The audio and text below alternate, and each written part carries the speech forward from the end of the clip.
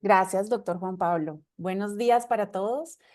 Tengo el gusto de, como lo ha dicho el doctor Juan Pablo, de dar la apertura a este segundo panel de la mañana, en el que me acompañan los doctores María Inés Corrá, Arturo Solarte, David Araque y Henry Sanabria.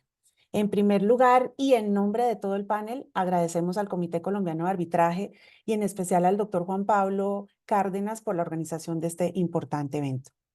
En primer lugar, haré una presentación corta de cada uno de los panelistas.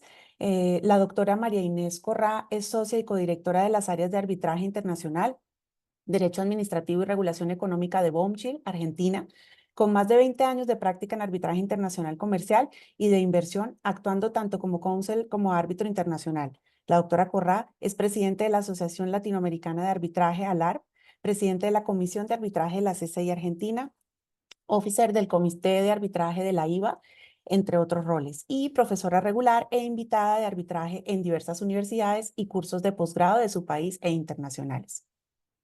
El doctor Arturo Solarte es árbitro, profesor de Derecho Civil en la Pontificia Universidad Javeriana, consultor privado. En su trayectoria se destaca por haber sido magistrado de la Sala Civil de la Corte Suprema de Justicia entre los años 2007 y 2013. El doctor David Araque es ingeniero de la Pontificia Universidad Javeriana y abogado de la Universidad de los Andes, especialista en legislación financiera de esta misma universidad y es magíster de Derecho de la Universidad de Londres en Reino Unido. Es el director del Grupo de Práctica de Litigio y Resolución de Controversias en Gómez Pinzón, profesor de Obligaciones, Derecho Procesal General y Especial y de Disputas en Fusiones y Adquisiciones de la Universidad de los Andes. Cuenta con más de 18 años de experiencia en litigio y arbitraje doméstico, así como en arbitraje internacional bajo reglas ICC y ICDR. En materias de construcción, infraestructura, distribución comercial, intermediación, energía y medio ambiente, entre otros sectores. Por último, está con nosotros el doctor Henry Sanabria.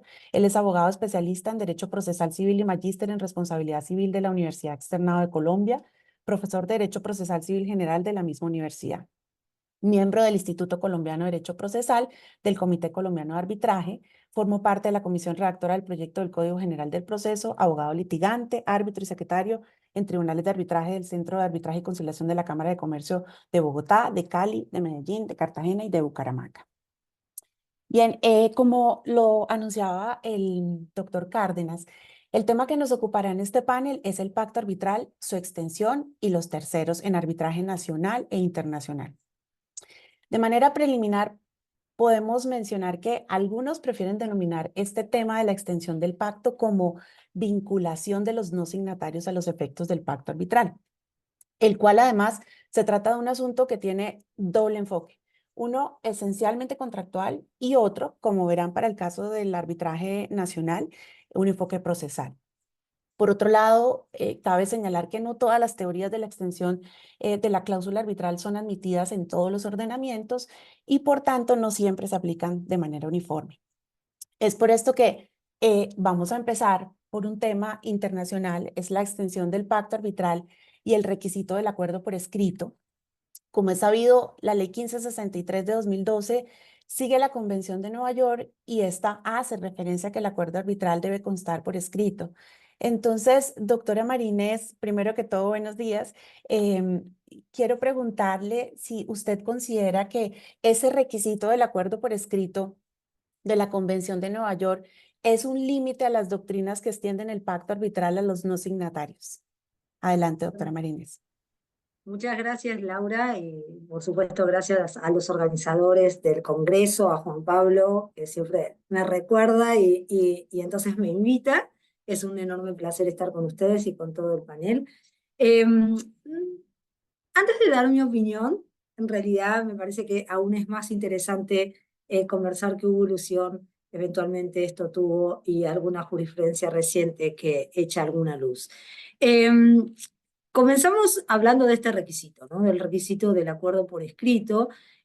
Como sabemos, la Convención de Nueva York de reconocimiento y ejecución de sentencias arbitrales extranjeras, así como se denomina en su artículo 2, hace referencia para justamente dar e instruir a los jueces que reconozcan la ejecución de los acuerdos arbitrales, hace expresa referencia a que existe un acuerdo de arbitraje por escrito. Y en el artículo 2.2 incluso aclara que la expresión acuerdo por escrito, y estoy leyendo en este momento, denotará una cláusula compromisoria incluida en un contrato de compromiso firmados por las partes o contenidos en un canje de cartas o telegramas. Es decir, que incluso hace una referencia de qué se entiende por acuerdo por escrito. También sabemos eventualmente que la ley modelo UNCITRAL, en su texto original de 1985, recogida esta ley modelo por muchas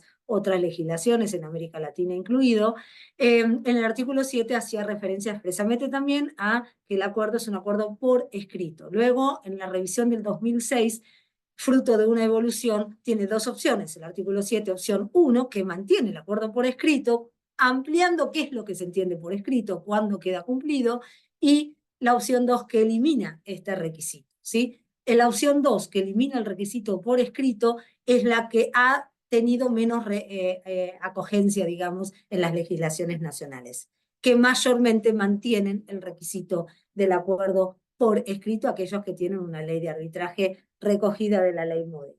Volviendo a la Convención de Nueva York y a este requisito, antes de entrar a cómo se complementa, compagina con las teorías que fueron evolucionando de reconocimiento de la extensión del acuerdo arbitral a no signatarios, sean estos considerados partes o terceros, entendamos por qué se estableció este requisito por escrito, porque si no, 1958 a hoy, no, nos olvidamos de las finalidades, digamos, de lo que se escribió tantas décadas atrás. Y la finalidad, de acuerdo a los antecedentes de la Convención y probablemente también de los antecedentes de lo que posteriormente fue la ley UNCITRAL en versión 1985, era, y así lo expresaban estos antecedentes, el que se alertara a las partes, que las partes estén alertas respecto de la naturaleza del acuerdo que estaban celebrando y de las consecuencias de ese acuerdo, que era, en esa visión, renunciar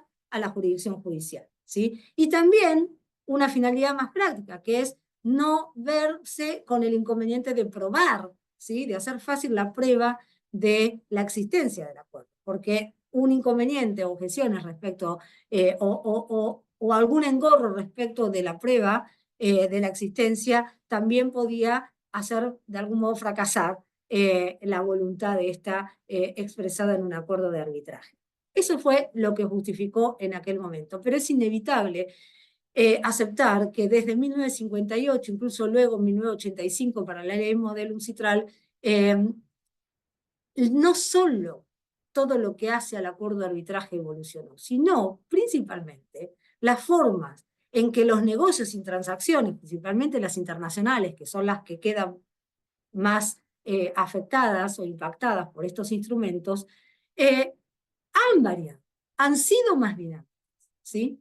Y se ha virado esto de la forma por escrita o la cosa más formal, algo más dinámico e incluso más asentado en formas, digamos, probablemente no usuales o incluso inexistentes para la época en la que estamos hablando, en 1958, en el caso de la Convención de Nueva York.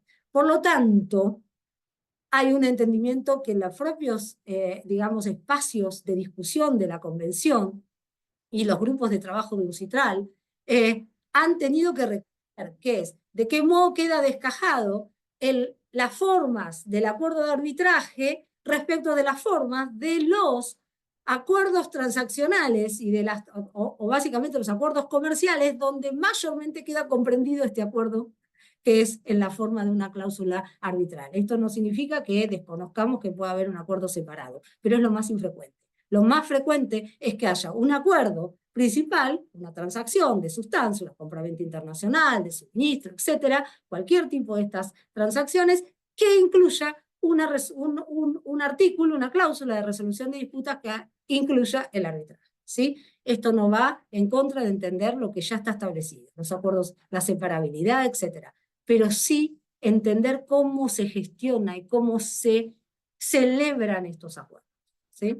Entonces, la evolución ha hecho, en primer lugar, que cómo interpretar ese artículo 2 de la Convención. Si la referencia a acuerdos firmados o canje de telegramas, ¿sí? O de cartas, era una referencia taxativa o enunciativa. Esto en el seno de UNCITRAL y en el seno de discusión se fue afianzando una lectura no exhaustiva. Por supuesto, cada país luego puede hacer, los tribunales de cada país le corresponderá hacer esta interpretación, pues son los que van a tener que aplicar, básicamente, en un pedido de reconocimiento y ejecución de laudo extranjero, la convención. Lo cierto es que en 2006 se emite una recomendación, ¿sí? Que no es vinculante, cada país puede tomarla o no, a favor de una lectura extensiva o no exhaustiva de esta referencia que se entiende por acuerdo por escrito. Al mismo tiempo, el mismo año, se revisa o se consagra la revisión, la versión revisada de la ley modelo UNCITRAL, también acogiendo una lectura expansiva de esta versión que exige, opción 1 del artículo 7 de la ley modelo UNCITRAL, el requisito por escrito, o bien ya eliminándolo en la opción 2. ¿Sí? Es decir, que la evolución fue hacia una lectura no exhaustiva, como mínimo.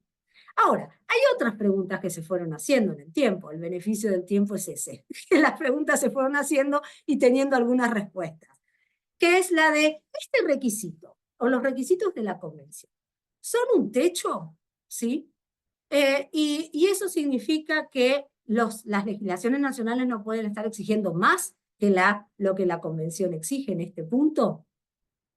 La respuesta ahí sí ha ido siendo, se ha sentado en el espacio de decir, no, no es un techo, ¿sí? Las legislaciones pueden eventualmente tener una pauta más flexible. ¿Por qué? Porque el objetivo de la Convención de Nueva York, y esto es indiscutible, es favorecer el reconocimiento y ejecución de los acuerdos arbitrales y de los laudos arbitrales que resultan de esos acuerdos, ¿sí? Ahora bien, la otra pregunta fue, bueno, pero esto es un mínimo que sí o sí debe cumplirse, ¿sí? Es decir, no es un techo, pero es un mínimo que sí o sí debe cumplirse. Y la respuesta ahí ha variado un poquito más, pero en cualquier caso ha ido con la jurisprudencia, que es la que responde, de los distintos países, ha ido hacia la lectura de decir, no, a ver, por la combinación del artículo 7 de la Convención, que de algún modo lo que dice es esta Convención no impide la aplicación de otras convenciones, eventualmente legislaciones más favorables a sus términos, ha ido hacia la lectura de entender, no, bueno, que las legislaciones efectivamente pueden hacer más favorable y eventualmente no requerir incluso lo que exige la Convención. Esto lo digo no solo para recordar desde dónde partimos, digamos, en la respuesta específica, sino también porque tiene un poquito de vinculación en esta línea de entendimiento que nos acerca un poco más. La jurisprudencia comparada, porque siempre es jurisprudencia comparada y como tal, eventualmente en algún país, por sus características pueden ser vinculantes, pero como comparada es solo una referencia, ha ido también acompañando estas otras formas de concluir acuerdos transaccionales, e incluidos lo que puede llegar a estar adherido a esto o incorporado a esto, que son las cláusulas arbitrales, ¿sí? Y por lo tanto ha ido, y vuelvo a decir, hay que ver la jurisprudencia y en cuanto esto puede dar una autoridad, ¿sí? O ser una autoridad, fue acompañando y recepcionando en los distintos países, con mayor o menor amplitud, esta idea de acoger acuerdos que estuvieran plasmados en su redacción por escrito, pero el consentimiento se perfeccionara eventualmente también tácitamente. Tengamos consideración de esto. Una compraventa o un suministro con una orden de compra. La orden de compra hace referencia a los términos y referencias e incluye un acuerdo de arbitraje. Y luego no hay una expresión de voluntad de aceptación en forma escrita, ¿sí? Expresa escrita, no digo ya firma, sino escrita. Bueno, estas fueron las discusiones. Y en los distintos países ha habido uno lee, hay que ver la jurisprudencia, una cierta tendencia a recoger que si está por escrito, aunque la manifestación de voluntad de la aceptación normalmente pueda ser tácita, han ido yendo a ese lugar mientras esa voluntad sea inequívoca. Ejemplo, emisión de facturas, ¿sí? Y pago de estas facturas. Entonces se va complementando y se ha entendido que aunque esto es de la sustancia del la transacción de sustancia, si viene acompañado este acuerdo arbitral, también se le ha considerado existente y por lo tanto vinculante. Vuelvo a decir, esto es jurisprudencia. ¿Es taxativo? ¿Es así para todo el mundo? No. ¿Sí? Es solo una tendencia que uno puede observar cuando ve jurisprudencia comparada. Por supuesto hay que ver cada país y en su país ver cómo está esa situación. Pero esa misma tendencia ha ido, un poquito más atrasado en el tiempo, a llegar a, bueno, si esto se abre y la tendencia es más abierta, ¿es posible considerar compatible con la Convención de Nueva York y su requerimiento en el artículo 2 del acuerdo por escrito, incluso con una aclaración un poquito más tradicional, como en 1958 se estableció? ¿Es compatible con las doctrinas o la aplicación de las doctrinas de extensión del acuerdo de arbitraje a no signatarios? ¿Sí? Y esta es una pregunta abierta para, por supuesto, la doctrina, que siempre puede desarrollar, pero interesantemente, en el año 2020, la Suprema Corte de Justicia norteamericana tuvo un caso a resolver, por ahí alguno de mis companelistas luego hace referencia a ese caso, que es el caso GE Energy Power Conversion contra Outokumar, que era básicamente una discusión, la discusión que llega a la Corte después de las instancias de apelación, es exactamente esta pregunta. Si la Convención de Nueva York era un límite para permitir la extensión del pacto arbitral bajo la teoría del estoppel por una corte norteamericana donde esto se había planteado.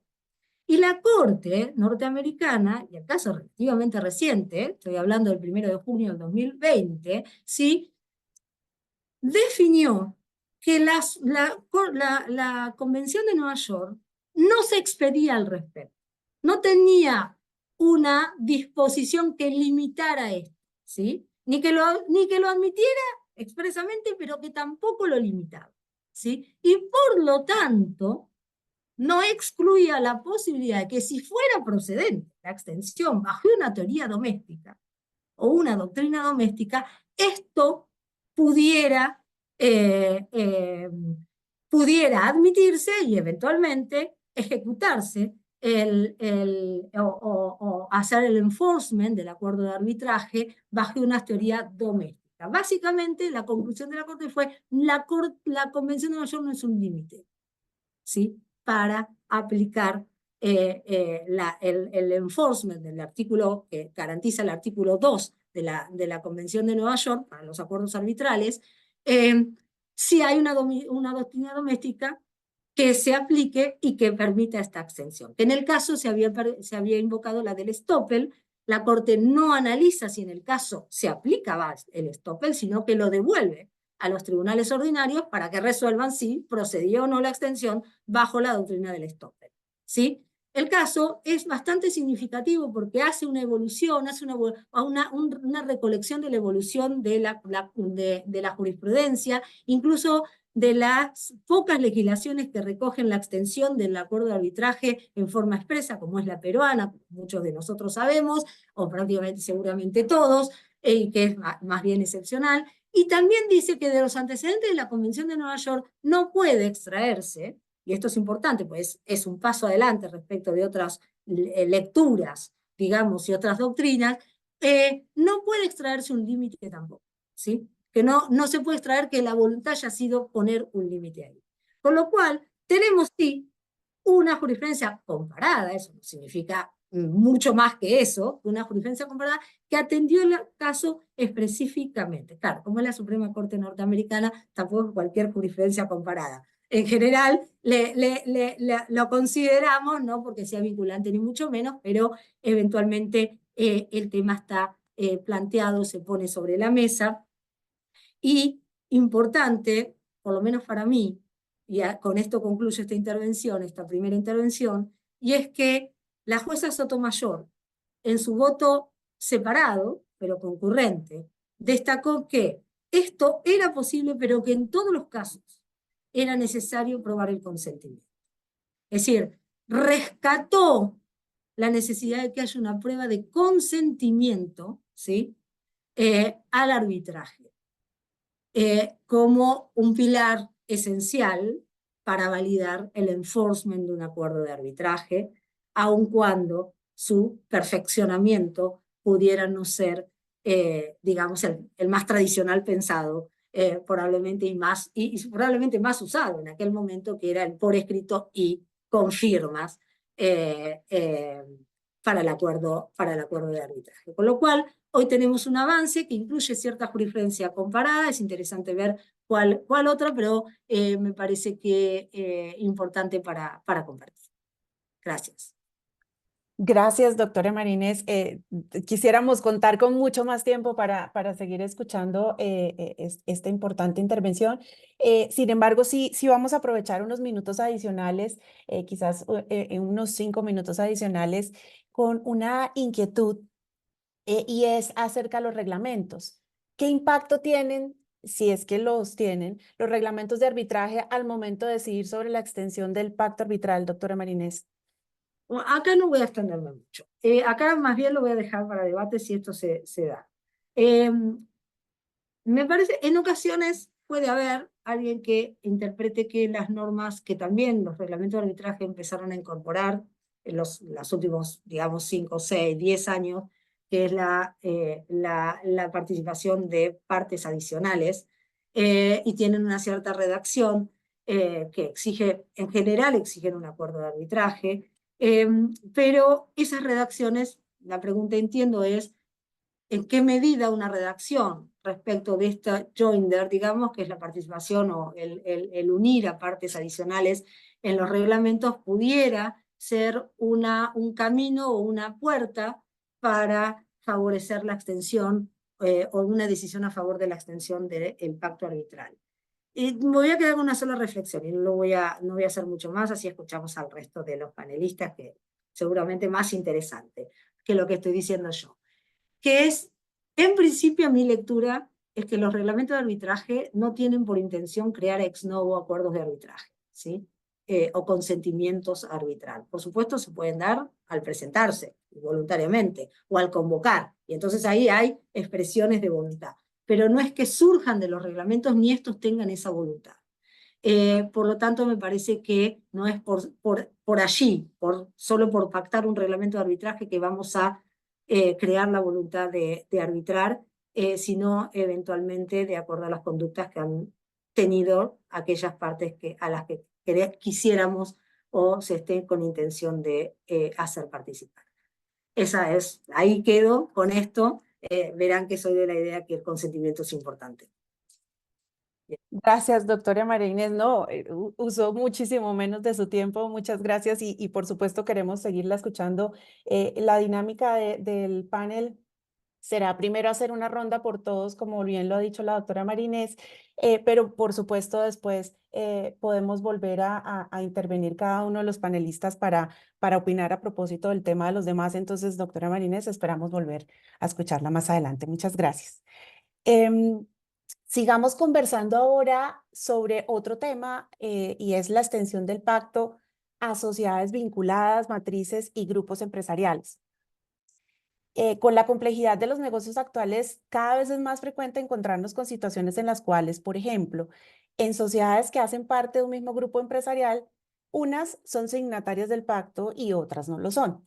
Dentro de este contexto, le daré la palabra al doctor Arturo Solarte.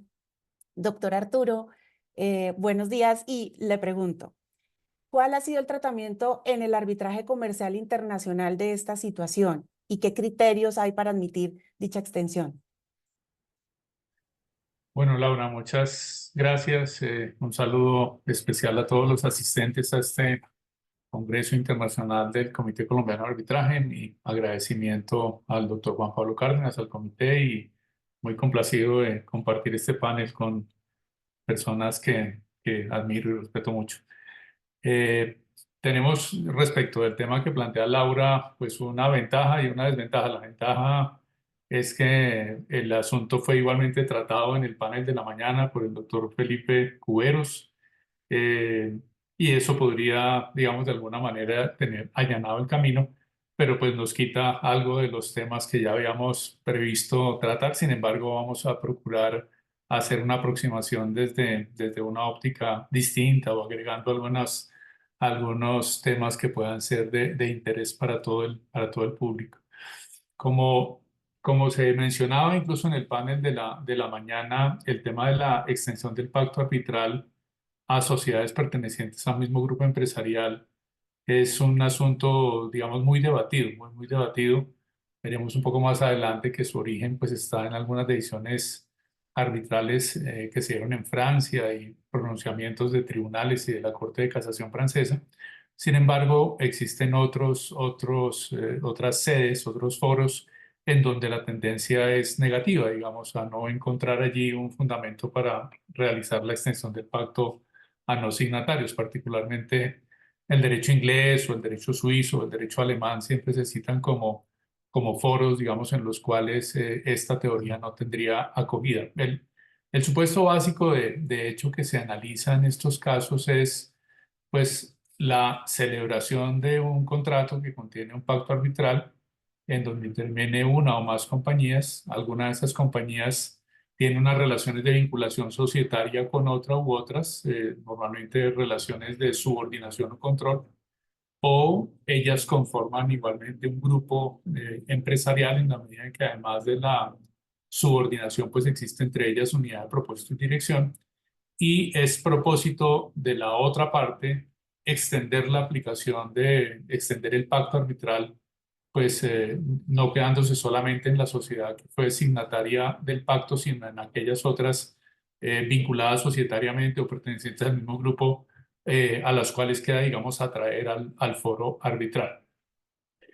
Esta, digamos, determinación de realizar esta extensión del pacto arbitral a sociedades pertenecientes al mismo grupo empresarial o respecto a las cuales existe relación de subordinación, se puede hacer por muchas razones.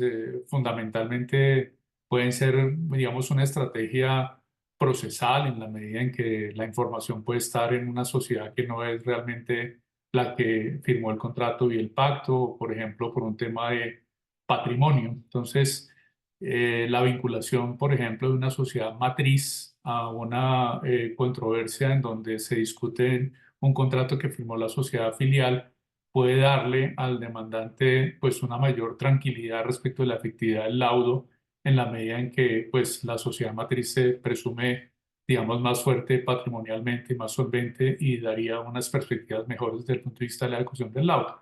Y lo mismo, digamos, ya incluso desde el punto de vista estratégico, el tener vinculada una sociedad matriz a una controversia puede, digamos, acelerar, digamos, una solución en ocasiones extrajudicial del conflicto en la medida en que las organizaciones prefieren, digamos, no tener este tipo de contaminaciones digamos, a nivel de otras compañías. Sobre este tema, y creo que eso es uno de los temas en los que coincido perfectamente con el panel de la mañana, con las intervenciones del doctor Cuberos y el doctor Pose, pues es que digamos, la actuación mediante los grupos o conglomerados empresariales, pues es una realidad de nuestro tiempo y es una realidad que las legislaciones y los distintos países reconocen y promueven. Es decir, se ha visto que la actuación aislada de las compañías en muchas ocasiones es insuficiente y que es necesario, digamos, articular grandes grupos o grandes conglomerados para hacer efectivas determinadas iniciativas económicas. En ese sentido, pues el grupo empresarial o el conglomerado pues es una forma legítima de actuación y se basa fundamentalmente pues en la acumulación, digamos, de esfuerzos, pero también en la necesidad de que se preserve la separación patrimonial y el reconocimiento de los efectos de la personalidad jurídica de las sociedades integrantes del conglomerado. Esa es una garantía, digamos, de los empresarios, el saber que si se constituyen compañías para un proyecto determinado, si se actúa a través de conglomerado en ciertos campos, pues eso no va a hacer que haya una comunicación de los riesgos implícitos en una determinada actividad a otra u otras compañías o que eso termine afectando a la matriz. Existen algunos casos, algunos supuestos en donde eso podría darse, pero ciertamente son situaciones excepcionales, como ocurriría, por ejemplo, en los casos en los que la matriz puede ser responsable patrimonialmente por la insolvencia de la filial, en la medida en que se hayan adoptado decisiones en contra del interés de la filial y en beneficio, digamos, de la matriz o del conglomerado. Si la sociedad filial termina siendo insolvente, pues desde la ley 222 del 95 hay una posibilidad, una responsabilidad subsidiaria de la matriz, etcétera, y eso, digamos, tiene una forma de solucionarse a través de esos mecanismos. O lo mismo, pues está la posibilidad de levantar el velo corporativo en la medida en que haya actuaciones fraudulentas o haya actuaciones abusivas de esa prerrogativa de la personalidad jurídica que se dirijan, digamos, a causar daño a otros, pues en esos casos la figura del levantamiento del velo o del muro corporativo, como decía el doctor Pose, pues puede ser un instrumento para que responda finalmente la entidad que está detrás de esa fachada. Pero, digamos, esos supuestos de responsabilidad de la matriz por las deudas de la filial insolvente o de la desestimación del velo corporativo no corresponden a la figura que estamos analizando, en la medida en que en el caso de la extensión del pacto arbitral a un no signatario perteneciente a un grupo empresarial, no se alude a fraude, no se alude a abuso, no se alude a una responsabilidad por la insolvencia de otra, etcétera, sino que fundamentalmente se da en aquellos casos en los cuales del comportamiento de las sociedades pertenecientes a una misma organización pueda evidenciarse o deducirse una intención o un consentimiento implícito o tácito de participar en el contrato que contiene el pacto arbitral, y es esa circunstancia, fundamentalmente el consentimiento tácito e implícito, el que lleva, digamos, a extender el pacto arbitral. El doctor Araque hará referencia un poco más adelante a algunos otros de los criterios que se han utilizado en el derecho comparado y en el arbitraje internacional para extender los efectos del pacto arbitral a no signatarios. Todos, digamos, hemos escuchado esos criterios: el consentimiento implícito, el instrumento de la agencia, particularmente en el derecho norteamericano, el alter ego, muy relacionado pues con la desestimación de la personalidad jurídica, el contrato a favor de terceros, los casos de Stoppel en sus diferentes variedades. Y dentro de esas distintas teorías, a la que queremos hacer alguna referencia particular es pues a la posibilidad, repito, de extender los efectos del pacto arbitral a entidades pertenecientes a una misma organización empresarial, particularmente por la intervención decisiva que esas otras compañías hayan tenido en la celebración, ejecución o terminación del contrato en donde está involucrado el pacto arbitral. Y es en razón de esa circunstancia en donde puede deducirse o concluirse que era intención no solo de ellas, sino de los otros signatarios, que esas entidades quedaran vinculadas al pacto arbitral. Como se mencionó también en la mañana temprano, pues el caso Ito en derecho comparado y en arbitraje internacional, pues es el caso entre Dow Chemical y Sobel Saint-Gobain, en el que se dictó un laudo interlocutorio de septiembre 23 de 1982, y ese antecedente ha sido la base, digamos, para estructurar la teoría. Y me detengo un poco en los antecedentes porque son interesantes. Había dos contratos que se han celebrado entre compañías europeas del grupo Dow Chemical AG y Dow Europe, que celebraron con unos contratos de distribución con una compañía que posteriormente fue sucedida por Isobel Saint-Gobain. En la celebración de los contratos, da cuenta la decisión, pues hubo una participación decisiva de la matriz estadounidense, de Dow Chemical USA, y también de la compañía francesa, filial de Dow Chemical, pues en París. Y esa compañía francesa fue particularmente la que tuvo un papel muy protagónico en la ejecución del contrato, en la medida en que se había establecido que cualquiera de las filiales podía actuar como distribuidor. Finalmente hubo una controversia entre las partes por la calidad de algunos de los productos que eran objeto de la distribución, y entonces en la parte convocante, 4 empresas del grupo Dow demandaron a Isobel Saint-Gobain, demandaron Dow Chemical USA, Dow Chemical Francia, la sociedad AG y la sociedad europea, y todas ellas demandaron a Isover Saint-Gobain, quien se defendió alegando una falta de jurisdicción del tribunal para resolver esa controversia a la medida en que dos de ellas no habían firmado el pacto arbitral. Y este asunto, como es usual, pues fue objeto de una decisión interlocutoria, un laudo parcial de septiembre del año 1982, en que el tribunal consideró que sí quedan cubiertas por el pacto arbitral, y cito una parte porque dice: independientemente de la personalidad jurídica de cada uno de los miembros, un grupo de compañías constituye una realidad económica única que el tribunal arbitral debe tener presente a la hora de determinar el alcance de su jurisdicción. Eso ha dado lugar, ese párrafo, a que se cite casi siempre que el fundamento de la decisión fue el tema de la realidad económica única, que los grupos empresariales son una realidad económica única. Eh, Sin embargo, en la decisión se dice un poco más adelante lo siguiente: considerando en particular que la cláusula arbitral expresamente aceptada por algunas de las sociedades del grupo debe vincular a las demás sociedades que, en virtud de su papel en la celebración, ejecución o terminación de los contratos que contengan dichas cláusulas y de conformidad con la mutua intención de todas las partes en el procedimiento, parezcan haber sido verdaderas partes de estos contratos o haber sido principalmente afectados por ellos y las controversias que pudieran suscitar. Entonces, si nos damos cuenta, si bien se hace referencia a que los grupos de compañías son una realidad económica única y este fundamento aislado puede ser criticable, en realidad, digamos, el tribunal hizo igualmente énfasis en la importancia de deducir un consentimiento implícito por la actuación de las sociedades del grupo en la celebración, ejecución o terminación de los contratos. Ya voy ya cerrando, Laura, que tengo aquí también un anuncio de que el tiempo va transcurriendo. Ya entro a la parte final de esta primera parte. Esa decisión fue digamos, acusada o impugnada ante la Corte de Apelaciones de París. Esta consideró que en esos casos de grupo empresarial efectivamente había un tema de una unidad económica, pero igualmente pues hizo referencia al otro criterio del consentimiento implícito. En el derecho francés incluso hay antecedentes de extensión del pacto arbitral a personas naturales que puedan actuar como controlantes, como en derecho colombiano igualmente tenemos la posibilidad de que el controlante sea una persona natural o jurídica. En el derecho francés igualmente esta extensión se ha dado, y hay algún antecedente un poco más reciente de la Corte de Casación del año 2007 que aceptó la extensión del pacto arbitral a entidades pertenecientes a un grupo, pero haciendo énfasis ahora más puntualmente al tema del consentimiento implícito. En conclusión, ¿cuáles son como los fundamentos básicos en el derecho comparado y en los países en donde se acepta la teoría que, como señalábamos, pues es discutida?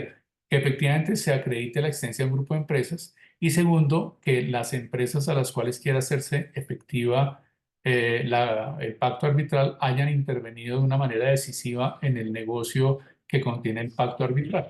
Y esto permitirá fundamentalmente concluir en que hubo un consentimiento implícito de esa sociedad de participar en el arbitraje. Es importante destacar que la pertenencia, digamos, al grupo empresarial per se no debe llevar, digamos, a la conclusión, según los estudios o los antecedentes que encontramos, no debe llevar per se a extender el pacto arbitral, sino que lo importante es un análisis fáctico sobre la participación de esa compañía en la celebración, ejecución o terminación del contrato, y que es una participación decisiva. No es un tema de levantamiento del velo corporativo, no es un tema en el que se analice un ánimo defraudatorio o una intención abusiva. Y finalmente, pues este es un asunto de jurisdicción y ordinariamente se define mediante un laudo parcial, una decisión interlocutoria al comienzo del trámite. Eso es básicamente lo que podría señalar, Laura. Muchas gracias, doctor Arturo. Perdón por hacer uso de esa guardián del tiempo. En estos 5 minutos restantes, no quisiera dejar pasar la intervención, doctor, sin hablar del arbitraje doméstico. ¿Podría admitirse la extensión del pacto en este supuesto que se viene mencionando? Y si es así, pues, ¿cuál sería su fundamento y los criterios para la vinculación de compañías no signatarias? Ok, sí, en el derecho nacional, creo yo, es perfectamente aplicable la teoría de la extensión del pacto arbitral a no signatarios y particularmente a compañías que pertenezcan al mismo grupo empresarial, pero fundamentalmente en la medida en que pueda acreditarse con medios probatorios idóneos que haya un consentimiento tácito o implícito de esa sociedad por haber participado en forma decisiva en la celebración, ejecución y o terminación del contrato. Es decir, como se señalaba incluso también en el panel de la mañana, el doctor Cuberos lo indicaba, no hay antecedentes, no conozco, él tampoco los encontró de casos en los cuales los tribunales arbitrales hubieran decidido que la sola pertenencia a un grupo empresarial le hacía extensivo el pacto arbitral a compañías que no lo hubieran firmado.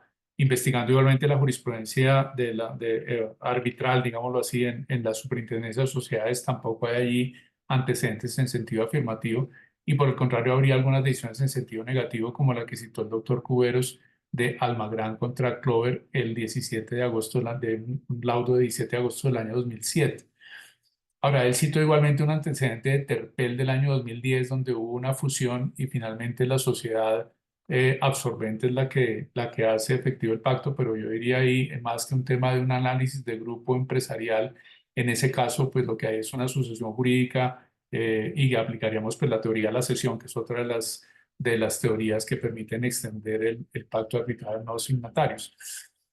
¿Es aplicable la teoría en Colombia? Sí, como algunas de las otras teorías, y pensaría que incluso ahora el doctor Araque nos dirá si es cierto lo que voy a decir o no. Creía que es más aplicable la teoría basada en un tema de consentimiento implícito que teorías basadas en el estoppel, en donde el tema tiene mucho que ver con la equidad en el análisis que haya que hacer.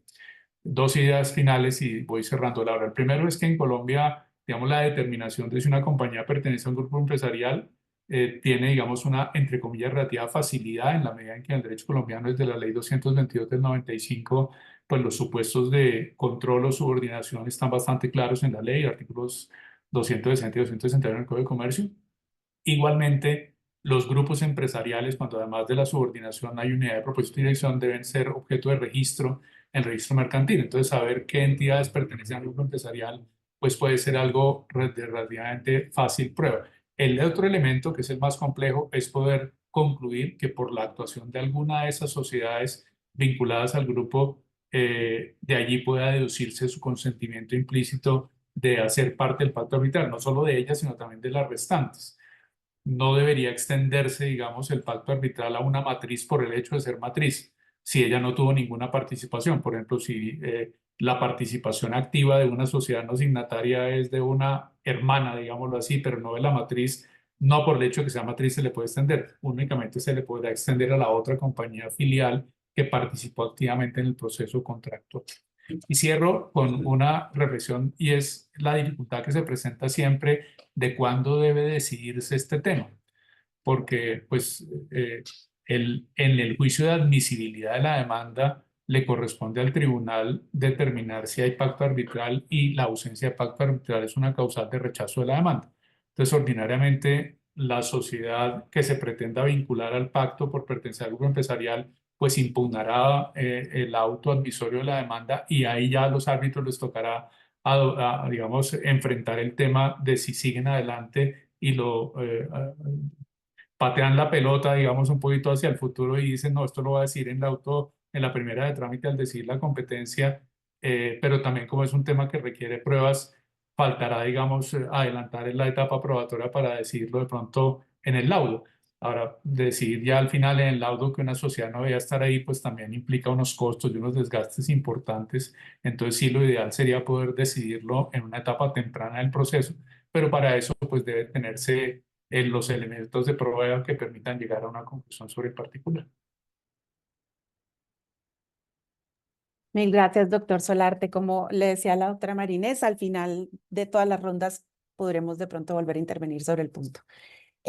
Muchas gracias. Y siguiendo con otra de las teorías de extensión, doctor David, ya sus copanelistas anteriores han hecho una antesala acerca del pacto de la extensión del pacto por estoppel, y que ha sido utilizado en trámites arbitrales. Entonces, quisiera preguntarle si es suficiente evidencia objetiva para extender una cláusula arbitral el hecho de que a un no signatario del pacto disfrute y o explote indirectamente los beneficios del contrato que contiene ese pacto. Claro que sí, muchas gracias, doctora Laura, y nuevamente un saludo muy especial a los asistentes y a mis copanelistas. Pues es un real honor estar aquí con ustedes compartiendo estos temas tan complejos, bastante, si se quiere, resbalosos, no solamente para los que pues estamos en la tradición civilista, sino que también para las cortes anglosajonas, como lo vamos a ver específicamente, porque en estricto sentido, y voy a empezar simplemente lanzando la respuesta para ir desarrollando un poco la misma, y es, eventualmente la respuesta es no, no necesariamente esa participación que tenga una compañía no signataria o no suscriptora del pacto arbitral es una razón suficiente. Y por una de muchas razones. Ya la doctora Marinés nos ha hecho nos ha hecho pues una descripción del pacto por escrito, eh, y nos ha dicho como pues en toda esta evolución que se ha dado sobre la Convención de Nueva York, pues que al final del día el consentimiento ha sido considerado de manera tradicional como el elemento central para erogar la jurisdicción, llámese de las cortes locales, para efectos de dirimir los conflictos. Y entonces, ¿qué sucede acá? Cuando estamos hablando no solamente de la extensión del pacto por el equitable estoppel, sino también por las demás teorías, pues nos estamos alejando un poco y sobre todo particularmente en la teoría del estoppel, parcialmente sobre las teorías del consentimiento. Entonces, se han visto interpretaciones y ya me voy a referir al caso de G, que pues, ya hicieron referencia específicamente, pues se hacen referencia al artículo 2.1 y 2.2 de la Convención de Nueva York para decir, oiga, posiblemente allí es donde está afincada el consentimiento per se para acudir al arbitraje. ¿Por qué? Pues porque sencillamente se habla de un acuerdo por escrito, en un canje de notas, canje de cartas o telegramas, etcétera, etcétera. Entonces allí es donde empieza uno, o se empieza un poco a, a volver un poco más opaco el tema de la extensión del pacto arbitral para no signatarios, particularmente con relación del stop. Y por una sencilla razón, porque pues al final del día las partes que someten a discusión su controversia en un tribunal arbitral quisieran que toda su controversia quedara dirimida en ese foro y no que algunos pedazos o algunas partes relevantes de su controversia fueran sometidas a un mecanismo distinto, llámese cortes locales, para efectos de tratar en su conjunto de obtener una decisión, si se quiere, sólida, consolidada, articulada y demás a su controversia. Y aquí es donde efectivamente estas tesis de la extensión del pacto arbitral cobran absolutamente relevancia. Y entonces una primera pregunta que uno se hace es, al final del día todos entenderíamos que la cuestión de la competencia de un tribunal arbitral es un asunto, si se quiere, eh, procedimental, procesal, etcétera, etcétera, que va de la mano con la cláusula arbitral. Sin embargo, y uno lee artículos de Stavros Brekulákis, profesor de la Universidad pues, de Queen Mary en Londres y demás, y lo que se dice es, oiga, estamos, o por lo menos las cortes anglosajonas, están permeando y están trascendiendo un tanto hacia la discusión sustancial de la competencia. ¿Por qué? Porque están trayendo figuras de derecho sustancial, llámese derecho contractual y derecho pues societario corporativo, para efectos de determinar si un tribunal arbitral puede o no puede, y lo mismo las cortes locales, pueden remandar o pueden enviar a las partes a un arbitraje cuando una de ellas no es signataria del pacto arbitral. Y entonces, claro, esta discusión se presenta a nivel de arbitraje internacional porque pues ya vamos a ver más adelante con el doctor Henry Sanabria. Pues si nos vamos a las reglas del arbitraje nacional, tenemos los artículos 36 y 37, integración del contradictorio y demás, que más o menos nos pueden dar luces a nivel nacional de cuándo puede darse esa vinculación de esos terceros específicamente. Y entonces, si uno se basa a la doctrina y demás, por lo general se agrupan estas teorías en dos, básicamente. Una primera que es basada en consideraciones de equidad, ya lo decía el doctor Solarte, y es aquellas fincadas en pues estos principios de buena fe, equidad, actos propios, etcétera, etcétera, Y allí encontramos las teorías del alter ego, las teorías del estoppel, de la representación aparente. Y esto, pues, derecho contractual, derecho corporativo, etcétera, etcétera. Y las otras, pues que no es el campo que vamos a estudiar acá, ni lo vamos a referir, porque ya se refirieron a ellas, es aquellas basadas en el consentimiento. Entonces aquí, si bien, y yo coincido con la doctora Correa, pues el consentimiento es clave para efectos de determinar hasta dónde se extiende la cláusula arbitral, hay doctrinantes que opinan que por lo menos para efectos de la extensión del pacto por vía del estoppel, pues no necesariamente tiene que ver con el consentimiento. Sin embargo, vuelvo y repito, las cortes inclusive americanas donde se ha estudiado bastante bien este tema, empiezan a mezclar una teoría con otra, mezclan el estoppel con el consentimiento implícito para derivar la extensión del pacto arbitral, etcétera, etcétera, de tal forma que a veces esa división y esa claridad que uno quisiera obtener desde el punto de vista del estoppel, pues no es absolutamente transparente. Para efectos de decir, el estoppel se aplica cuando tenemos estos 2 o 3 criterios, vamos a intentar hacerlo más adelante en este conversatorio, cada diferencia de las otras eventuales teorías que se pueden presentar. ¿Y qué pasa, digamos, con el estoppel ya entrando un poquito descendiendo al tema particular? Y es 2 diferentes vertientes del estoppel. Una en virtud de la cual una parte que sí ha suscrito, y es el caso más o menos del caso de G, que sí ha suscrito específicamente un pacto arbitral, demanda a un no signatario de la cláusula arbitral, pero invocando derechos que están contenidos en el pacto arbitral, es decir, en el contrato per se, de alguna manera. Y eso en los doctrinantes lo han dicho, oiga, eso es un escudo que puedo poner quien es no signatario del pacto para decir, no señor, pare un momento, porque usted la controversia que está haciendo o que me está oponiendo a mí y me está llevando a las cortes locales, tiene que ver de manera directa con el contrato que sí tiene la cláusula arbitral y en consecuencia lo que hace es esa parte oponerse y decir, vámonos a arbitraje. Esa es una primera vertiente, del cual pues el no signatario definitivamente dice, yo voy al arbitraje porque efectivamente usted la disputa que me está poniendo es basada en el contrato. Y claro, las cortes, por lo menos norteamericanas, en varios de los casos, han tenido que analizar y estudiar a profundidad las pretensiones, porque desde luego ninguna de las partes va específicamente a invocar el contrato frente a un no signatario, sino que tratan de hacer o presentan sus pretensiones como si fueran un sistema de responsabilidad civil extracontractual, es decir, basados en tort, y lo que dicen las cortes es definitivamente revisadas las pretensiones, al final emerge que sus reclamos sí tienen que ver y tocan de manera inescindible el contrato que contiene la cláusula. Y entonces en ese caso las remandan específicamente al arbitraje. Y en la otra, pues desde luego, si nos vamos desde el punto de vista de los criterios contractuales, posiblemente las cortes no encuentran una razonabilidad para vincular a ese no signatario al arbitraje y entonces lo que hacen es mirar 2 temas particulares y aquí es donde vuelvo y repito, la tesis del estoppel empieza un poco a volverse opaca.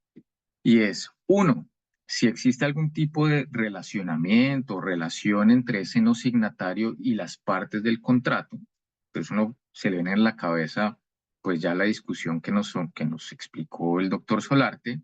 Y la otra es si las disputas o las controversias están relacionadas con el contrato per se. Al final del día, pues lo que nos dicen algunos doctrinantes es ese análisis no implica revisar si existió o no existió el consentimiento per se. Yo creo que en algún punto el tema del consentimiento sí cobra relevancia, o sea, vuelvo y repito, yo estoy muy en la línea de la doctora Corrada. ¿Por qué? Porque definitivamente para arbitrar, y lo vamos a ver más adelante, pues si hay tiempo, el principio de habilitación que tenemos por lo menos en el arbitraje nacional y en nuestra constitución política, pues implica que exista, así sea algún atisbo de consentimiento para efectos de quedar vinculado al arbitraje.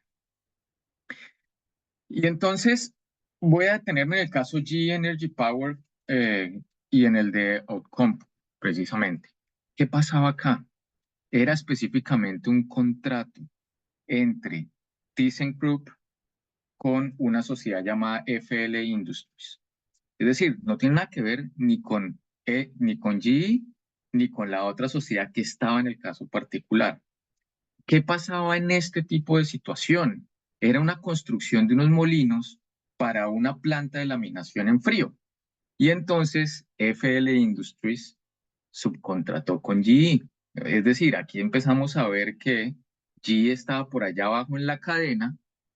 Esa subcontratación que se hizo resultó en el suministro de unos motores que salieron defectuosos, y eso llevó a que Outokumpu, después de que adquirió la planta de ThyssenKrupp, donde se desarrollaba, pues donde se iba a ejecutar todo este contrato, pues demandara a GE Energy precisamente con fundamento en que esos motores habían salido, si se quiere, dañados, averiados, y además de eso, también tuvieron que ver los garantes o pues las aseguradoras que también demandaron específicamente allí. Ese es el antecedente de este caso en el cual, ¿qué fue lo que pasó? Hablando de la primera vertiente del estoppel o la primera línea de pensamiento del estoppel, lo que hicieron los demandantes fue demandar ante las Cortes de Alabama. Se fueron las Cortes de Alabama contra GE diciendo: yo con usted no tengo cláusula arbitral, de suerte que tenemos que irnos a estas Cortes para dirimir la controversia.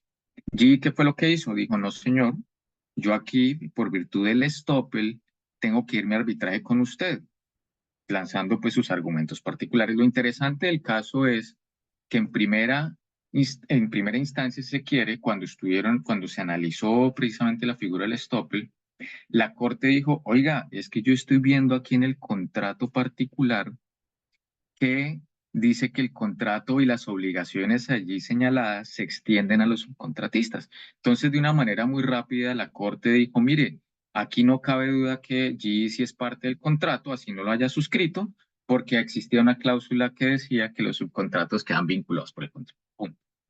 En apelación, pues desde luego, se fue a la segunda instancia en la Corte de Apelaciones, y la Corte de Apelaciones dijo: no, no, ese no es el argumento per se, digamos, reversó lo que había dicho la primera instancia, y sí dijo algo que ya la Corte después corrigió, y es precisamente lo que nos decía la doctora Corra.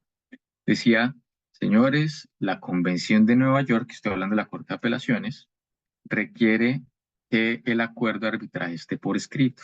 Primera punto. Y segundo punto, hay un tema de consentimiento que aquí no es evidente. De tal forma que al final del día, si ustedes se dan cuenta, la dificultad que se tiene para la aplicación del estoppel. La primera, es decir, la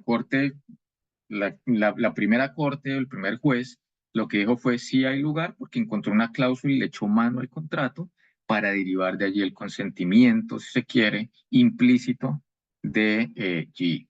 La segunda dijo: no, a mí esto no me interesa porque tiene que haber un acuerdo escrito de arbitraje entre ambas partes, y aquí no lo hay, de tal forma que no hay lugar a enviarlo a arbitraje, no hay lugar a enviar a las partes a arbitraje. Y después viene lo que ya específicamente nos contó la doctora Marina Escorrá, y es que en la Corte Suprema ya se dijo: oiga, aquí la Convención de Nueva York en nada impide que se apliquen, y aquí es lo más importante, que se apliquen, si quiere, razonamientos de derecho interno, legislación interna, que muchas veces puede ser más benigna, mucho más fácil de aplicar, que irnos a específicamente la aplicación estricta de, en este caso, la Convención. Y entonces en ese paso, en ese caso, al final del día, lo que se hizo fue específicamente remandar, como ya nos contaron, a las cortes a las cortes inferiores, para que decidieran si aplicaba o no el estoppel. Pues en este caso, el estoppel al final del día, lo que buscaba o lo que buscaría es, como quiera que todo esto hace parte de una gran maraña de contratos y GE es un subcontratista, al final, los actos que hizo, y aquí es donde se mezcla un poco el consentimiento implícito, los actos encaminados o el conocimiento que tenía GE del contrato que tenían las dos empresas hacia arriba, la cual resultó siendo un subcontratista, pues aplica específicamente en este caso para efectos de extender el pacto. Eso, digamos, es un caso bastante emblemático y como lo mencionaban, es del año 2020. ¿Qué más temas, digamos, para ir redondeando, porque sé que el tiempo nos apremia, y es las Cortes de Estados Unidos, muy rápidamente, cómo han observado específicamente este tema del stop? Revisan dos elementos centrales. Uno, si la disputa entre quien firma el pacto y quien no firma el pacto se relaciona estrechamente con el contrato suscrito. Punto. Y ese es un caso, y desde luego todas estas referencias se las podemos suministrar y voy a mandar un escrito muy corto. El caso de Choctaw Generation contra American Home Assurance. En ese caso particular, la Corte analizó, las Cortes de Estados Unidos analizaron si la disputa entre quien firmó el contrato y quien no lo firmó estaba estrechamente relacionada con el contrato particular. Y en ese caso, lo que se hizo, y en este es un caso que estudió la Corte de Apelaciones del Segundo Circuito de los Estados Unidos, ordenó al propietario de la obra, en un contrato de obra, a que fuera a arbitraje con el garante en la medida en que la disputa particular concernía con la obligación de, si se quiere, retanquear unas garantías y repotenciar unas garantías, unas cartas de crédito stand-by que estaban dentro del contrato. Entonces, decía, si usted no es parte del contrato, lo cierto es que la disputa sí guarda relación con el contrato particular. Y segundo, el no signatario debe tener o debería tener vínculos contractuales o corporativos, y ahí es donde se entremezclan las demás teorías, con uno de los suscriptores de la cláusula arbitral. Ese caso fue estudiado también por las Cortes americanas, y ese caso es el JLM Industries contra Stolt-Nielsen, en el cual, términos muy sencillos, la parte contratante había contratado unas subsidiarias de Stolt-Nielsen, y lo que sucedía es que la fijación de precios del contrato la hizo la casa matriz. Entonces ahí se empezaban a mezclar los temas de alter ego, etcétera, para efectos de extender el pacto arbitral. Y lo que se decía o lo que dijo la Corte fue que JLM Industries, digamos, para él era transparente si contrataba con la subsidiaria con la matriz, pues para él era indistinto específicamente si fuera con uno o con el otro, de tal forma que la Corte, por criterios de equidad, lo que hizo fue considerar a Stolt-Nielsen como si fuera una sola unidad, de tal forma que se le extendía el pacto arbitral. Y, digamos, finalmente, ya creo que me quedan 2 minutos de este primer pedazo, un caso bien emblemático que me parece importante también traer a colación. Un poco antiguo, pero lo cierto, pues viejo, pero lo cierto es que da bastantes luces. Es el caso de Smith Enron Cogeneration contra Smith Cogeneration, que era un joint venture para específicamente construir una planta, para operar una planta de generación de energía. Y en ese caso también lo que estaba revisando la Corte era si existía comunidad de intereses entre signatarios y no signatarios, para permitirles a esos no signatarios acudir y llevar arbitraje a ese signatario. Y ahí en ese caso, lo que la Corte sí dijo fue, mire, aquí, por esa comunidad de intereses que existe entre todas estas partes, pueden específicamente enviar arbitraje a esas partes. Para concluir simplemente, esta teoría del Stoppel es una de las teorías un poquito más densas que tienen, por lo menos que se han traído a colación por parte de la tradición anglosajona, porque en la tradición anglosajona particularmente lo que se analiza es esos hechos, esos actos, esas vinculaciones, esos intereses para efectos de derivar una consecuencia particular, en este caso si se extiende o no se extender la cláusula arbitral. En Colombia, claro, nosotros tenemos aquí la teoría de los actos propios, la buena fe, el abuso de los derechos, para efectos de hacer un análisis bastante ponderado de si una cláusula arbitral debe o no debe extenderse a unos no signatarios. Sin embargo, vuelvo a la primera pregunta. ¿La competencia de un tribunal es un tema procesal, o es un tema sustancial, o es un tema mixto?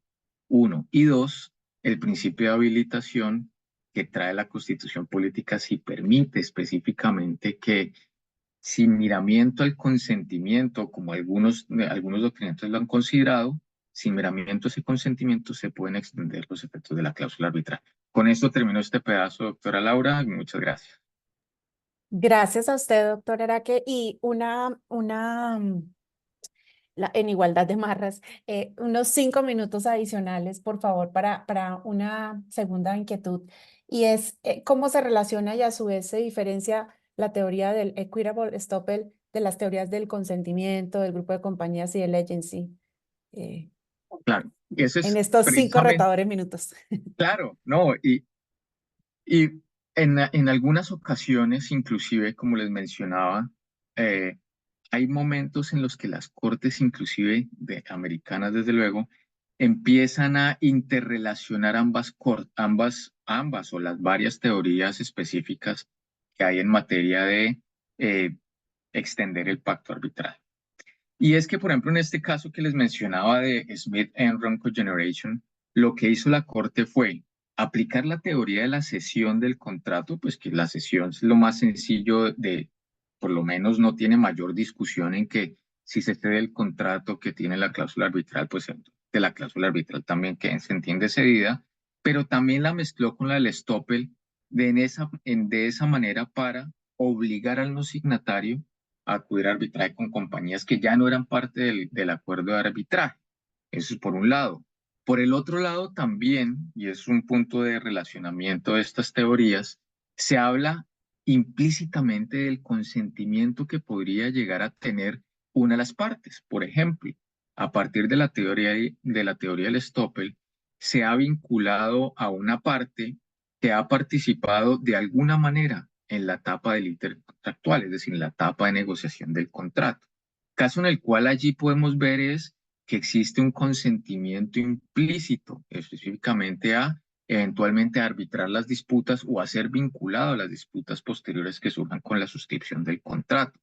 Ahora, claro está, ese consentimiento, si se quiere, y vuelvo otra vez como la mezcla entre el estoppel y las demás figuras, como lo han abordado algunas cortes americanas, lo que sí, lo que sí busca es que sea un consentimiento que no vaya o que no se quede únicamente en unos actos intrascendentes para efectos de la vinculación del pacto, digamos, de la vinculación de ese tercero al pacto arbitral. Y entonces, al final, para cerrar, ¿cuál es la distinción que uno puede hacer con el estoppel frente a las demás teorías? El estoppel no sirve para definir quién es parte dentro de un contrato. Y eso sí tiene que ser absolutamente claro. Tal vez las demás teorías o las otras teorías a las que ya nos hemos referido y las otras adicionales que existen, tratan de definir quién es parte del contrato. En este caso no importa, no es una forma de identificar las partes del contrato. Simplemente es, para el estoppel, lo importante es que un sujeto, si se quiere una persona, no salga avante asumiendo conductas contradictorias en perjuicio de el otro sujeto. Es decir, si es un suscriptor de la cláusula arbitral, pues que sus conductas contradictorias no hagan que la parte que no es suscriptora no lo pueda vincular al arbitraje y viceversa. Y eso, en ese punto es distinto al consentimiento implícito, pues no se le imputan específicamente a ese no signatario todos los efectos del contrato. Ahí con esto cierro particularmente en el tema del stop. Muchísimas gracias, doctor David. Y ya con esta antesala del doctor David que nos hablaba del concepto de parte, en el arbitraje nacional, la aproximación al tema de la extensión del pacto ha estado, y ya lo había dicho también el doctor Solarte antes, más ligado al derecho procesal. Esto se justifica por el principio constitucional de jurisdiccionalidad que tiene nuestro arbitraje doméstico. Es por esto que el problema de la vinculación al proceso de partes o de terceros no signatarios del pacto usualmente se ha vinculado al tema de litisconsorcios, del llamamiento en garantía y de la coadyuvancia. En este punto y en este entorno, llamo entonces al doctor Henry Sanabria para hacerle la siguiente pregunta. Doctor Henry, buenos días. ¿Cómo opera la intervención litisconsorcial en el arbitraje nacional? Muchas gracias, doctora Laura. Un saludo muy especial a mis compañeros de panel, a los directivos del Comité Colombiano de Arbitraje y a todos los que están conectados escuchándonos. Yo creo que lo primero hay que insistir en lo que usted acaba de señalar. Ustedes dirán, ¿por qué vamos a empezar a hablar de los litisconsorcios y el litisconsorcio necesario y el facultativo?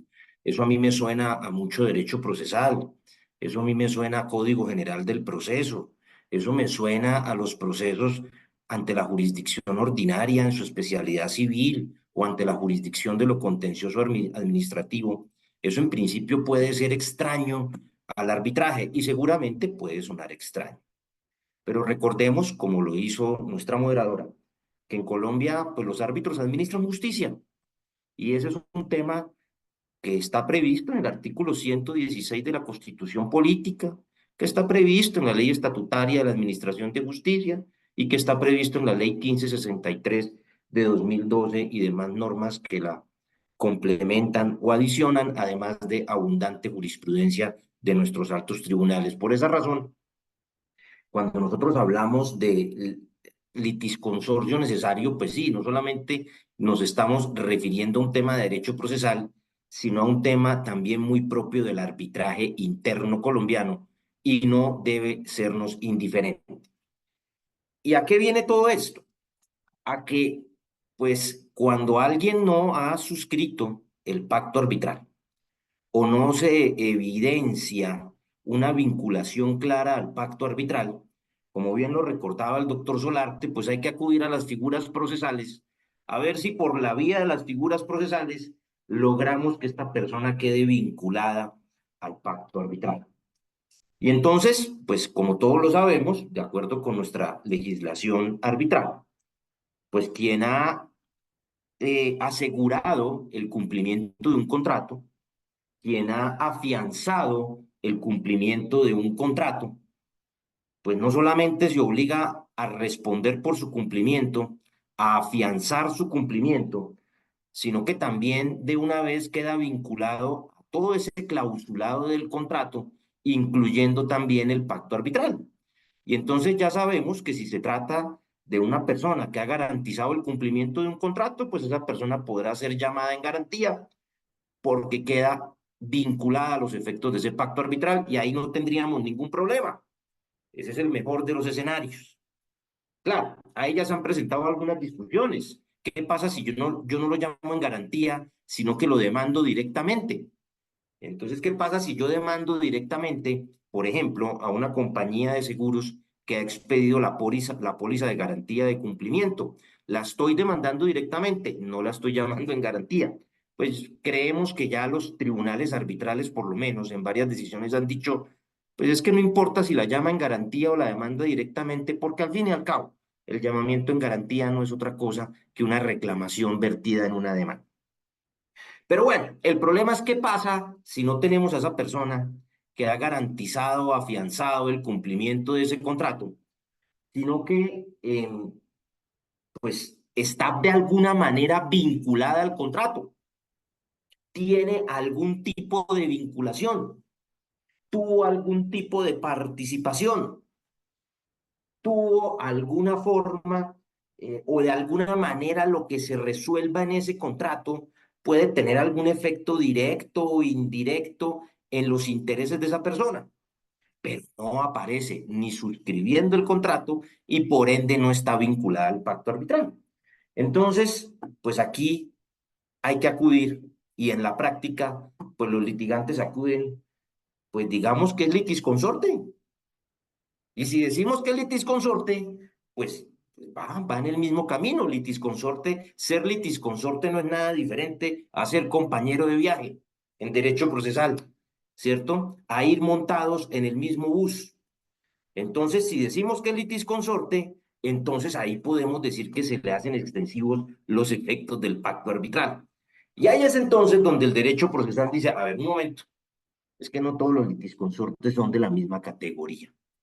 Y cuando nosotros nos vamos a nuestro estatuto arbitral, a nuestra ley de arbitraje interna, encontramos el artículo 36 y el estatuto arbitral solamente hace una mención a los litisconsortes, a una modalidad de litisconsortes que es el litisconsorcio necesario, que es una figura, claro, procesal, pero que tiene su origen en el derecho sustancial.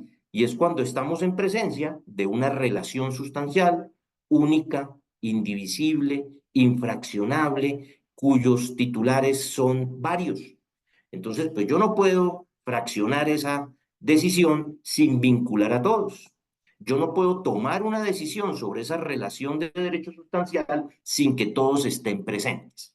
Y el artículo 36, como nosotros lo sabemos, repito, que es la única norma que regula la intervención litisconsorcial en el arbitraje nacional, pues dice, pues todo depende. Dependerá si son litisconsortes necesarios y todos suscribieron el pacto arbitral, pues no hay problema. Si al arbitraje no los hemos incorporado a todos, sencillo, citémoslos, porque esa persona, al haber suscrito el pacto arbitral y ser litisconsorte necesario, pues no tiene que manifestar y entendemos que está vinculada al pacto arbitral. Era simplemente, se nos había quedado por fuera. Ahora vendrá el problema de qué ocurre cuando es litisconsorte necesario, cuando indudablemente está vinculada directamente a esa relación de derecho sustancial, es titular de esa relación de derecho sustancial que se discute en el arbitraje, pero no ha suscrito el pacto arbitral. Entonces ahí, de acuerdo con nuestra regulación de derecho interno, tenemos graves problemas, porque no solamente vamos a tener que vincularlo al proceso, es decir, tenemos que proferir un auto vinculándolo al proceso, ordenando su vinculación. Y ordenando su vinculación ni más ni menos para que esa persona manifieste si adhiere o no adhiere al pacto arbitral. Pero además tenemos dos problemas. Y es que ese auto, primero, solo se puede notificar personalmente. Segundo, se tiene que notificar dentro de los 10 días siguientes. Y si ya logramos notificarlo personalmente dentro de los 10 días siguientes, viene el tercer problema. Y el tercer problema es que dentro de los 5 días siguientes ese litisconsorte necesario tendrá que manifestar si adhiere o no adhiere al pacto arbitral. Y esa es una adhesión expresa. Y si no hay adhesión expresa, este es uno de los motivos de terminación del arbitraje o del proceso arbitral en Colombia. Y es apenas lógico, no podemos seguir adelante, no puede haber proceso porque no podrá haber decisión de fondo, porque tenemos un litisconsorte que obligatoriamente tiene que estar vinculado a la decisión de fondo, pero ese litisconsorte no solamente lo teníamos fuera del proceso, sino que además nunca manifestó o suscribió el pacto arbitral y tampoco manifestó su adhesión. Es decir, en este caso se hace imposible la decisión arbitral. Y claro, termina el proceso, ese es un motivo de devolución de la totalidad de los honorarios, pero además tenemos un problema. Si termina el proceso puede quedar sin efecto la interrupción de la prescripción, frente a lo cual, pues, el artículo 36 nos señala que tendrá 20 días el demandante para volver a formular su demanda, esta vez ante los jueces ordinarios. Muy bien. Entonces, dijéramos, esa es la única norma que regula la intervención litisconsorcial. Y claro, ¿qué es el litisconsorcio necesario? El arbitraje obviamente no reguló, ni trajo nada a colación, ni trajo ningún tipo de disposición sobre el litisconsorcio facultativo, porque el litisconsorcio facultativo no tiene problema. Cada uno es dueño de su relación sustancial, cada uno es titular de su relación sustancial, y sin que hayan suscrito el pacto arbitral, pues no podrá haber ni siquiera demanda arbitral y mucho menos litisconsorcio facultativo. Pero aquí se nos queda por fuera uno, porque en derecho procesal, y ustedes lo saben, y repito, perdónenme que hable de derecho procesal, pero es que estamos hablando de litisconsorcio y estamos hablando de arbitraje interno. Es muy difícil hablar de arbitraje interno sin hablar de derecho procesal, insisto. Entonces, claro, cuando no podemos estructurar litisconsorcio necesario, porque no lo encontramos directamente vinculado a la relación sustancial, porque no lo encontramos vinculado directamente al contrato, porque no encontramos que haya suscrito el contrato. Cuando no podemos estructurarlo por vía de litisconsorcio facultativo, porque repito, en el litisconsorcio facultativo son relaciones independientes, entonces nos queda una última posibilidad, que es indicar que se trata de un litisconsorte cuasi necesario.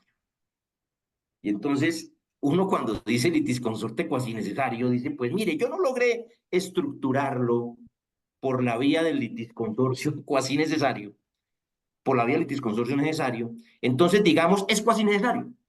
Y es cuasi necesario, ¿por qué? Porque de alguna u otra manera lo que se resuelva en este proceso lo va a terminar afectando. Y resulta que ese no es el litisconsorcio cuasi necesario. El litisconsorcio cuasi necesario seguramente será de muy difícil aplicación en el arbitraje. ¿Por qué? Porque es una figura regulada en el artículo 62 del Código General del Proceso que básicamente tiene dos características. La primera, pues que el litisconsorte cuasi necesario es titular de la relación sustancial que se debate. Él es titular de la relación sustancial que se debate. Lo que pasa es que por autorización expresa de la ley, nuestro ordenamiento permite que se profiera sentencia sin que ese litisconsorte cuasi necesario sea vinculado al proceso. Y obviamente los casos de litisconsorcio cuasi necesario son bastante exóticos, son bastante discutidos tanto en la ley como en la doctrina y muy pocos de ellos tienen aplicación en el arbitraje nacional. Porque repito, si ya es titular de la relación sustancial, lo más seguro es que esté vinculado al pacto arbitral y no tengamos ningún inconveniente en vincularlo al proceso. Entonces, para ir resumiendo y respetando esta primera parte, te quiero responder. Cuando hay llamamiento en garantía o demanda directa a quien ha asegurado el cumplimiento de un contrato, no tenemos problema, porque la respuesta está en el artículo 37 del Estatuto Arbitral. Cuando no podemos lograr esa figura, entonces intentamos estructurar litisconsortes necesarios. El litisconsorte necesario, si suscribió el pacto arbitral, pues claro, no tenemos ningún problema, suscribió el pacto arbitral, lo podemos citar al proceso. Tenemos problemas cuando es litisconsorcio necesario, pero no se ha podido vincular o no ha suscrito el pacto arbitral, evento en el cual lo tendremos que citar para que adhiera al pacto arbitral. Litisconsorcio facultativo, nunca vamos a tener ese problema porque el litisconsorcio facultativo siempre tiene que llegar con su relación sustancial, siempre tiene que llegar con su contrato, porque si no, no lo podemos, con su contrato de arbitraje, porque si no, no lo podemos demandar. Entonces, siempre cuando no logramos encontrar todas esas posibilidades, queremos encontrar un litisconsorcio cuasi necesario que por sus características es muy difícil que se pueda estructurar en un proceso arbitral o por lo menos a nivel del arbitraje interno. Y remato con esto. Muchos de los casos en donde en los tribunales de arbitraje se quiere estructurar el litisconsorcio cuasi necesario, en realidad serían típicos casos de coadyuvancia, con una diferencia: el coadyuvante interviene en el proceso, pero como no es titular de la relación sustancial que allí se debate, entonces seguramente pues podrá intervenir en el proceso, en la regulación que está en la ley, pero el laudo arbitral ningún efecto directo, por lo menos, y ninguna decisión directa va a tomar. Entonces, para responder su pregunta, señora moderadora, claro, en el arbitraje interno hay litisconsorcio, cada uno opera de manera diferente y muchas de las veces cuando queremos hacer extensivos los efectos del pacto arbitral a quien no suscribió el contrato o a quien no parece directamente vinculado al contrato, pues nos queremos intentar ingresar en alguna de las categorías de litisconsorcio y ello no siempre ocurre así. Quizás la que más se presenta, el litisconsorcio cuasi necesario, el litisconsorcio necesario, y frente a ella tenemos una regulación expresa en el artículo 36. Muchas gracias. Gracias a usted, doctor Henry. Y entonces, concluyendo, a todos los litisconsortes se les debe hacer extensivo el pacto arbitral y ya un minutico restantes de lo que nos queda. Mira, la verdad es que no a todos los litisconsortes se les hace extensivo el pacto arbitral. Y uno, para irnos en ese minuto, encuentra en los procesos arbitrales de infraestructura, en donde obviamente está la entidad concedente, está el concesionario, pero a los lados también tenemos al interventor, al contratista EPC, a los financiadores. Muchas veces se quiere decir, todos son un litisconsorcio necesario. No, no lo son, porque es que los que suscribieron el contrato fueron la entidad concedente y el concesionario. Ah, no, que son cuasi necesarios, porque es que lo que se resuelva frente al contrato de concesión va a tener efectos frente a los demás. Claro, va a tener efectos frente a los demás, seguramente, pero unos efectos indirectos. Y no podríamos decir que son litisconsortes cuasi necesarios. Ese sería un típico caso de coadyuvancia. Entonces yo diría, el único caso en donde evidentemente se hacen extensivos los efectos del pacto arbitral es en el litisconsorcio necesario que tiene una regulación expresa en la ley. Muchas gracias. A usted, doctor Henry, muchas gracias y a todos los panelistas, muchas gracias.